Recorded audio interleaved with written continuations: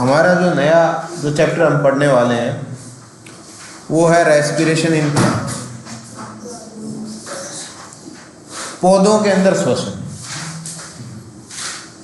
अब श्वसन के बारे में कुछ आप 10वीं कक्षा में पढ़ के आए हो? Yes sir. 10वीं कक्षा में आपने जो भी पढ़ा है, लेकिन आपके दिमाग में एक ही बात आती है कि ऑक्सीजन को लेना और कार्बन डाइऑक्साइड को छोड़ना श्वसन। ठीक है, वो एक्चुअल में जो आपके दिमाग में बात आती है वो श्वसन नहीं है, वो ब्रीदिंग है, गैसियस एक्सचेंज है।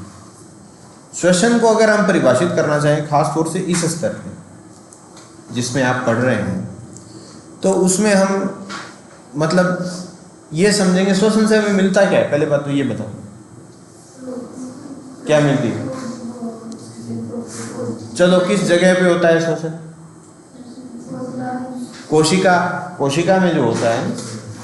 चलो, अभी तक आपने जो 10th क्लास तक पढ़ के आए हो उसमें तो एक आपने प्रॉपर जो है ह्यूमन रेस्पिरेटरी सिस्टम पढ़ा था, उसमें शायद आपको याद आ रहा होगा कि आपने इस तरीके का ये जो फेफड़े थे और इस तरीके का कुछ आपने सिस्टम आपको याद आ रहा होगा, आपने ये सब पढ़ा।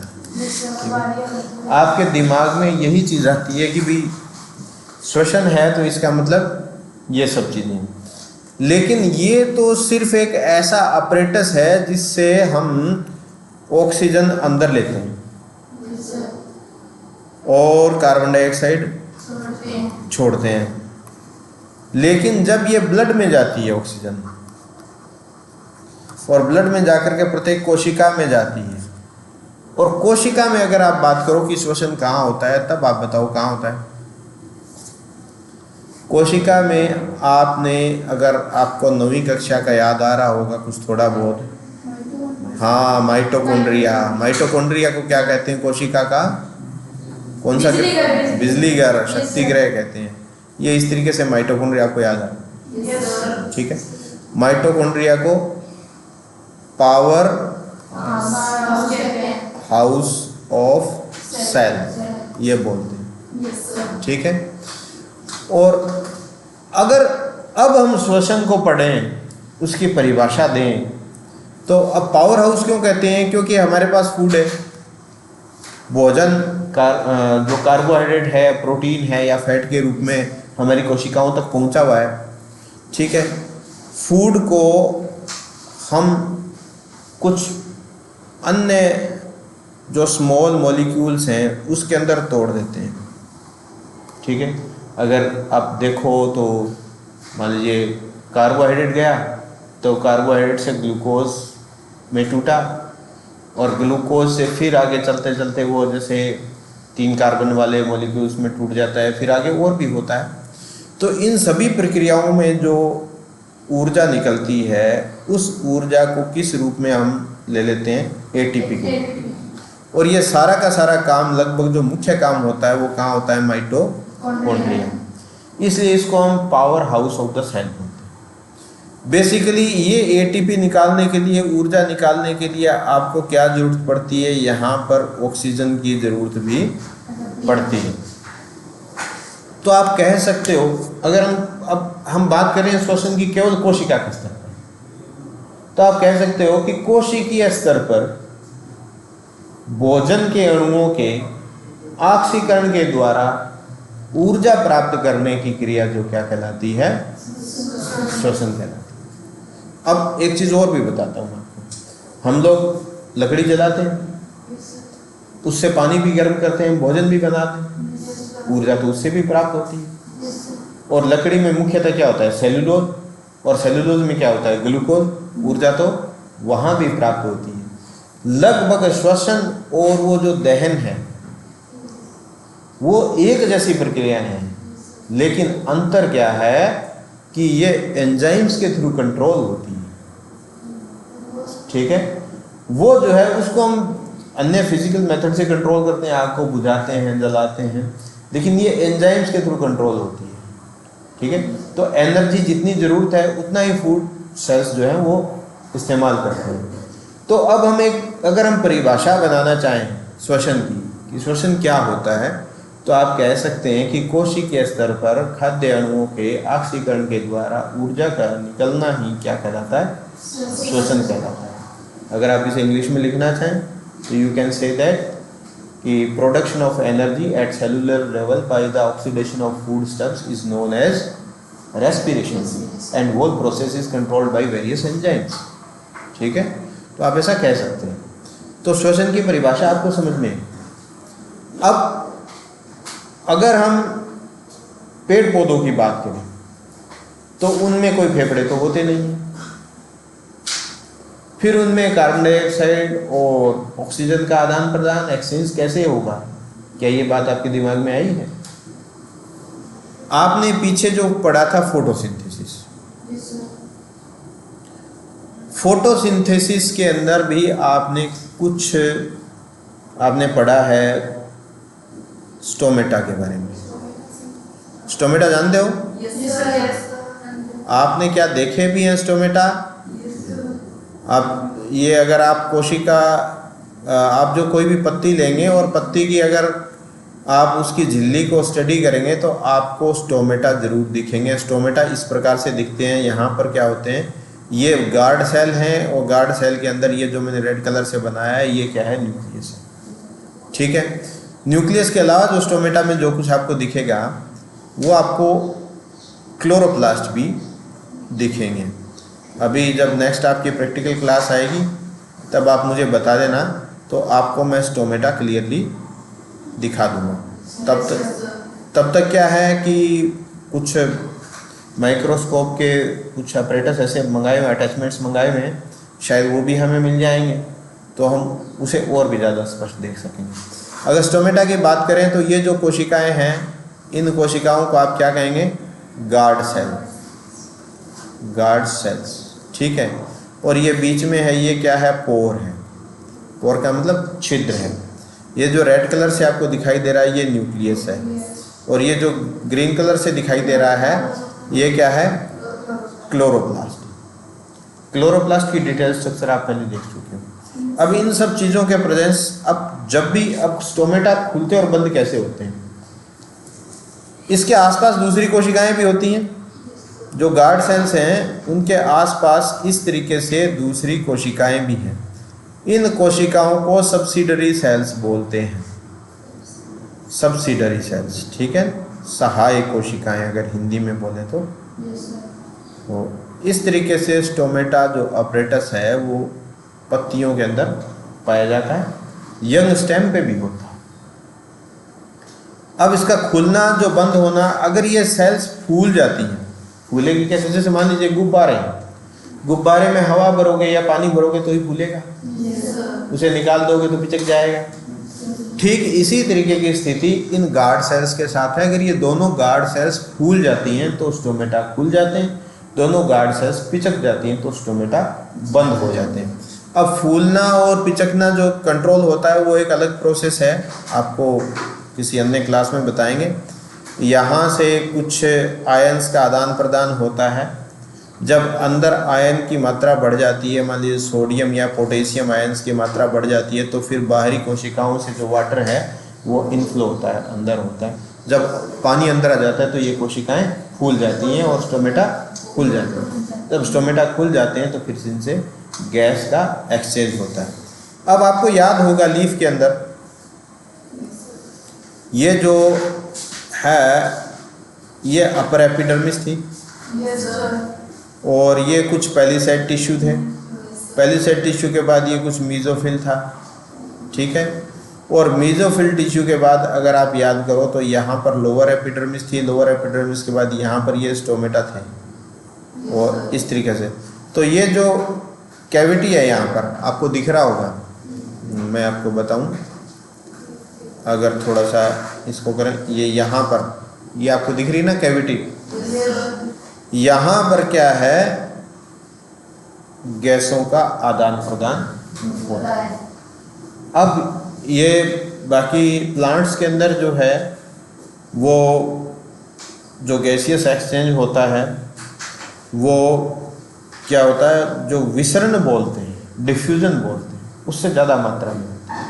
ठीक है, हमारे ब्लड में तो क्या है कि ऑक्सीजन घुल के जाती है, हर जगह पे सप्लाई है। प्लांट्स में ज़्यादातर जो गैसेस का जो एक्सचेंज है वो डिफ्यूजन के थ्रू होता है। अब बात आती है रेस्पिरेशन में। आपकी बुक में क्या लिखा है हम वो देखते हैं। अभी ये तो हमने देखा, थोड़ा सा एक उदाहरण देख लिया सिंप्लीफाइड तरीके से। आपकी बुक में जो है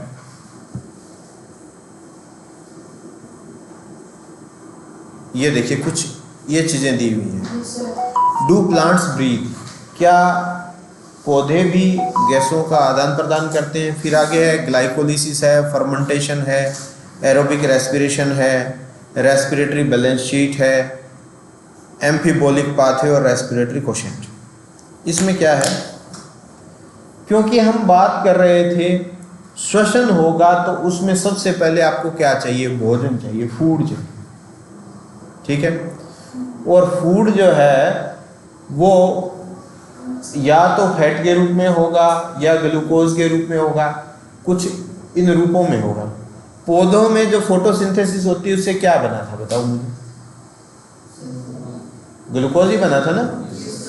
तो ज़्यादातर पौधों के अंदर रेस्पिरेशन के अंदर ग्लूकोज का ही इस्तेमाल होता है। इसीलिए आपकी बुक के अंदर ग्लूकोज को आधार मान करके सारा रेस्पिरेशन समझाया गया, ठीक है। हम फैट का रेस्पिरेशन भी पढ़ सकते हैं, आगे आप हायर क्लासेस में पढ़ेंगे, फैट का भी पढ़ेंगे, प्रोटीन का भी पढ़ेंगे। इन चीज़ों का थोड़ा सा छोटा रूप आप पढ़ेंगे रेस्पिरेटरी कोशेंट के अंदर। अब देखिए, अब ये जो सब पॉइंट्स बताए हुए हैं इनके बारे में आपको बता देता हूँ। पहले लिखा है डू प्लांट्स ब्रीथ, क्या पौधे सांस लेते हैं? बिल्कुल लेते हैं। फिर ग्लाइकोलाइसिस, ग्लाइकोलाइसिस बताया हुआ है, यानी जो ग्लूकोज है वो कैसे टूटता है। ग्लाइकोलाइसिस के बाद जो प्रोसेस होता है वो क्रेब साइकिल होता है। और ग्लाइकोलाइसिस चाहे एरोबिक रेस्पिरेशन हो या एनएरोबिक रेस्पिरेशन। एरोबिक और एनएरोबिक से मतलब ये है कि अगर ऑक्सीजन प्रेजेंट है तो एरोबिक है और ऑक्सीजन एब्सेंट है तो एनएरोबिक है, ठीक है। अभी एरोबिक रेस्पिरेशन बताया हुआ। ये जो फर्मेंटेशन है वो एक तरीके से एनएरोबिक रेस्पिरेशन के बारे में। फिर एरोबिक रेस्पिरेशन है, यानी ऑक्सीजन की प्रेजेंस में कैसे होगा। और आगे है रेस्पिरेटरी बैलेंस शीट। रेस्पिरेशन में कितनी एटीपी बनी, कितनी लगी, ये बैलेंस शीट हम तैयार करते हैं कि कितने का हमें फ़ायदा हुआ है। फिर है एम्फीबोलिक पाथवे। एम्फीबोलिक पाथवे, जब भी रेस्पिरेशन चलता है तो देखिए ऐसा तो होगा नहीं कि ग्लूकोज है, ग्लूकोज से तुरंत एनर्जी निकल गई और बस बात खत्म, ऐसा नहीं है। ग्लूकोज बहुत सारे इंटरमीडिएट मॉलिक्यूल्स बनाता है। वो मॉलिक्यूल्स रेस्पिरेशन में तो काम आते ही आते हैं, इसके साथ प्लांट बॉडी के अंदर कोई अमीनो एसिड बनाना है, कोई दूसरा मॉलिक्यूल बनाना है, वो बनाने में भी वो काम आते हैं। इसीलिए इसको एम्फीबोलिक पाथवे बोलते हैं, क्योंकि ये रेस्पिरेशन में तो ये पाथवे काम आता ही है। इसके अलावा इसमें बनने वाले जो बायोमोलिक्यूल्स हैं वो दूसरे जो प्लांट बॉडी की या ह्यूमन बॉडी की जो रिक्वायरमेंट है उसमें भी वो काम में आते हैं, इसलिए इसको एम्फीबोलिक पाथवे बोला हुआ है। और लास्ट में रेस्पिरेटरी कोशेंट। रेस्पिरेटरी कोशेंट क्या है? एक तरीके से रेशियो है कि रेस्पिरेशन में आपको पता है CO2 निकलेगी और ऑक्सीजन काम में आएगी, उनके वॉल्यूम का रेशियो है CO2, मतलब जितनी लिबरेट हुई CO2 और उसके नीचे हम लिखेंगे ऑक्सीजन कितनी उसने यूज़ करी, तो उसका एक अनुपात आएगा, 1 आता है या 1 से ज़्यादा आता है या 1 से कम आता है। ये सब हम पढ़ेंगे रेस्पिरेटरी कोशेंट को, ठीक है। तो एक तरीके से ये तो इसका परिचय हो गया। अभी हम रेस्पिरेशन पढ़ना शुरू करते हैं। देखिए, हम बात कर रहे हैं रेस्पिरेशन की, ठीक है। रेस्पिरेशन जो होगा, हम एग्जाम्पल ले रहे हैं, किसका ले रहे हैं? ग्लूकोज का। आपको साफ दिख रहा है? Yes, sir. अब ग्लूकोज का जो एग्जाम्पल है बहुत ही सरलतम एग्जाम्पल है, आपकी बुक्स में भी बड़ा ढंग से समझाया हुआ है, 10th क्लास से भी आप यही पढ़ते आए। ग्लूकोज से क्या होता है?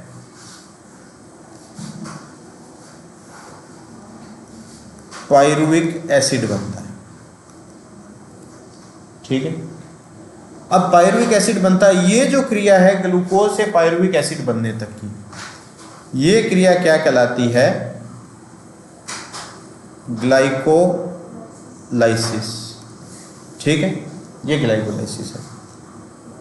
अब यहाँ पे डिपेंड करता है पायरुवेट जो बन गया है या पायरुविक एसिड बन गया है, यहाँ दो तरीके के भविष्य हो सकते हैं, या तो ऑक्सीजन प्रेजेंट हो और या ऑक्सीजन एब्सेंट। अगर ऑक्सीजन एब्सेंट है तो हम बोलेंगे यहाँ पर रिएक्शन जो होगी उसको एनेरोबिक रेस्पिरेशन। और अगर ऑक्सीजन प्रेजेंट है, ऑक्सीजन एब्सेंट है तो एनेरोबिक, और ऑक्सीजन प्रेजेंट है तो वो एरोबिक, ठीक है। अब यहाँ पे दो चीज़ें, if respiratory process operates in the presence of oxygen then it will be known as aerobic respiration, and if it happens under the anaerobic condition, that is the absence of oxygen, in that condition it will be known as anaerobic respiration। अब anaerobic respiration जब plant में होता है तो यहाँ पर एक product बनता है जिसको बोलते हैं हम अल्कोहल, ठीक है, अल्कोहल बनता है। अब इस प्रोसेस का, एनारोबिक प्रोसेस का कई जगह इंडस्ट्रियल उपयोग भी होता है। आपने देखा वो शराब बनती है, शराब में क्या होता है, अल्कोहल, और वो जो अल्कोहल है वहाँ पर कुछ बैक्टीरिया को एनारोबिक कंडीशन उपलब्ध कराया जाता है, तो एनारोबिक कंडीशन में क्या बनेगा, अल्कोहल बनेगा। अगर हम इन जनरल बात करें प्राकृतिक रूप से, प्लांट्स जो हमारी पृथ्वी पर उगे हुए हैं उनको अगर हम एनारोबिक कंडीशन देते हैं तो उनमें भी क्या बनेगा, अल्कोहल, और वो अल्कोहल उनके लिए ज़्यादा मात्रा में बनना, कुछ समय के लिए तो एनारोबिक कंडीशन को प्लांट बर्दाश्त कर सकता है, लेकिन अगर ज़्यादा समय के लिए उसे एनारोबिक कंडीशंस रहेगी तो उस स्थिति में वो क्या होगा, उसके लिए हानिकारक और प्लांट की डेथ भी हो सकती है। तो पहले हम पढ़ेंगे, चाहे हम देखिए यहाँ दो चीज़ देख रहे हैं हम, या तो ग्लूकोज से चल रहा है एनारोबिक रेस्पिरेशन, यहाँ एनारोबिक रेस्पिरेशन देखिए, ये एनारोबिक रेस्पिरेशन, इतना प्रोसेस, या फिर ग्लूकोज से चलेगा कैसा रेस्पिरेशन, एरोबिक रेस्पिरेशन। तो ये देखिए ग्लूकोज है, ग्लूकोज से पायरुविक एसिड बना, पायरुविक एसिड के बाद जो बाकी जो प्रोसेस हुए ये कुल मिला के एरोबिक रेस्पिरेशन। अब इसको एक और तरीके से हम देखते हैं, कोशिका में कैसे चलता है।